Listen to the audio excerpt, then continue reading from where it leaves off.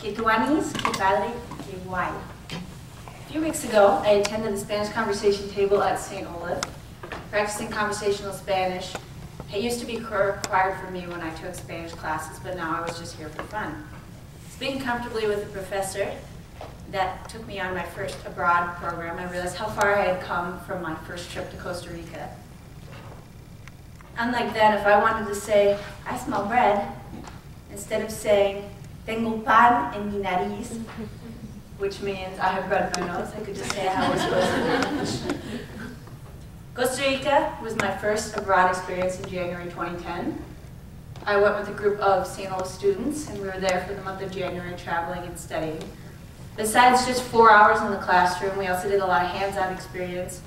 For example, we went to a coffee bean plantation, gazed at acres and acres of banana trees, and we also walked on the hanging pathways in the cloud forest. Our free time consisted of swimming on the Atlantic and the Pacific side, playing soccer, and also eating lots of fresh mangoes, pineapples, strawberries, nothing too exciting. The most memorable part for me, though, the part that made me cry, was my host family, Edgar, Rosa, and Nelly. They invited me into their home, and they were so welcoming to me. They invited me to one of their family gatherings that had 40 people, and they were all crammed inside of a little house. It was so much fun. But their granddaughter, Melanie, was super special to me. At 10 years old, she was the most patient professor that I've ever had. I remember her chatting proudly away about her pet bird and laughing when it bit me. She never seemed to mind to correct the same errors that I made over and over and over again. I remember her teaching me the word bubble, burbuja, burbuja, burbuja. The first time that I met Edgar and Rosa, they asked me how my flight was and if I was tired. I said to them, estoy hecha leña, and they burst out laughing.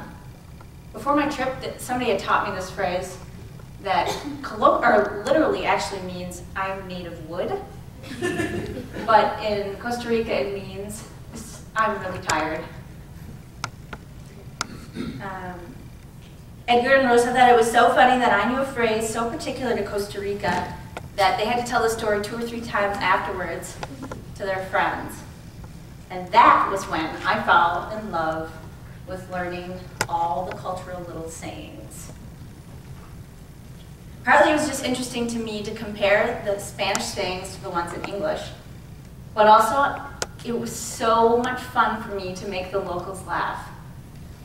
It was like an instant connection. It was like I was telling them, I want to learn everything that I can about your culture. And since I have a terrible memory, I had to find other ways to remember it, so I would write it down. But I wanted to take it with me everywhere that I went, and I didn't carry purses, so I had to have something that was really small. And so what I did is I would fold a piece of paper and just stick it into my pocket. And it worked really great because everywhere that I went, I had my little piece of paper and I would pull it out and write on it. And everybody thought it was really fun. And my little paper trick actually went right over with me to Mexico that following summer. And Mexicans responded pretty similarly, actually. They were pretty excited to read all the things that people had taught me, you know, like chale, chilanga. And so they would laugh at me and then write me 5 more things. Paper after paper was filled with these different phrases as I went to, you know, dance salsa or go to the Casa Cuna. And it was also really exciting because I was in Mexico at the time of the World Cup. And so I was constantly surrounded by Mexicans, and they were always teaching me something. But not always the Mexican equivalent for "sup, dude." They were also teaching me about controversial issues between the US and Mexico. They were teaching me, but they were teaching it from the Mexican perspective, something that I hadn't really heard before. I was fascinated to see Mexican patriotism, to hear the pride in the student's voice that he said, I study at the UNAM.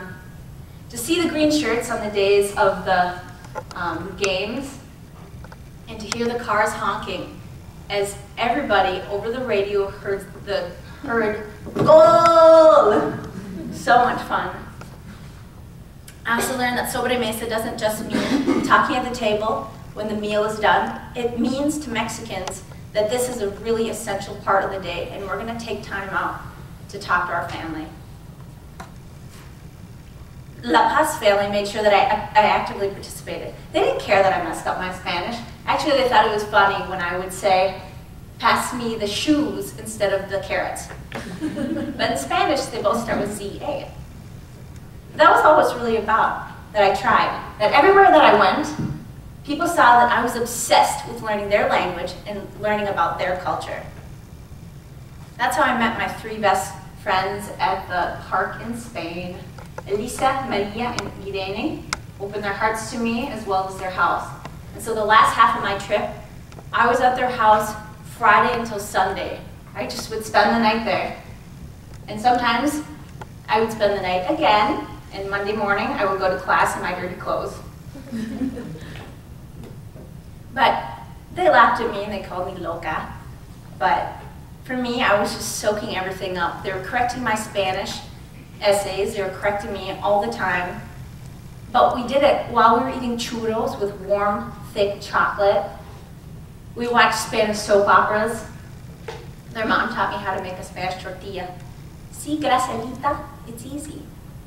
But it wasn't always easy. Studying abroad, I mean. It can be hard to live with strangers. It can be hard to go months without your family and friends. And sometimes it's really hard to eat food that makes you, And I still get confused sometimes. Sometimes I say Mexican phrases while I'm Skyping to my friends in Spanish and we all get confused. But I learned how to say cool, Costa Rican, Mexican, and Spanish style. Tuanis, padre, and güay translate to be the same thing, but to me, it means something completely different, each single one of them. But that's because they have memories attached to them. And that's how language should be. So intertwined with culture that burbuja reminds me of a little girl in Costa Rica, and portero reminds me of the World Cup games in Mexico. Study abroad is about experiential learning. And that's why que se vayan y aprenden con las manos, los ojos, las orejas. Thank you.